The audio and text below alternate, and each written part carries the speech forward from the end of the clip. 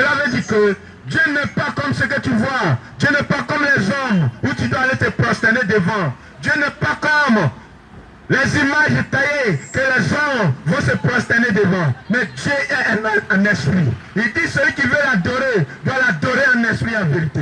Donc Dieu n'est pas de la chair. Dieu c'est un esprit. Celui qui veut adorer Dieu doit adorer Dieu en esprit en vérité. Quand tu comprends cela, tu dois être toujours dans la vérité. Tu dois être toujours dans la sincérité. Tu dois renoncer à ta vie. Tu dois boycotter tout ce qui est mauvais dans ta vie pour que tu puisses plaire à Dieu, pour que tu puisses l'adorer. Si tu ne le fais pas, tu ne pourras jamais, tu ne pourras jamais adorer ce Dieu.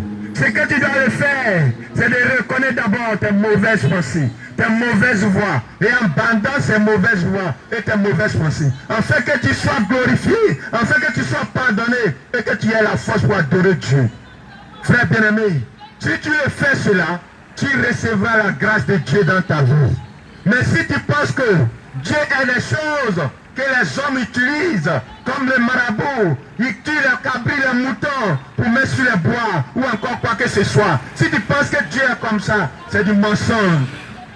Dieu n'est pas dans ces choses.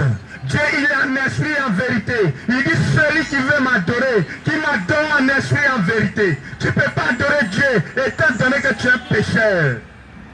Et tu ne peux pas adorer Dieu, étant donné que tu n'as pas encore abandonné tes mauvaises voies. Tu ne peux pas adorer Dieu, étant donné que tu es fornicateur. Tu ne peux pas adorer Dieu, étant donné que tu vis dans la cigarette, tu vis dans l'alcool, tu vis dans la drogue. Tu ne peux pas adorer Dieu.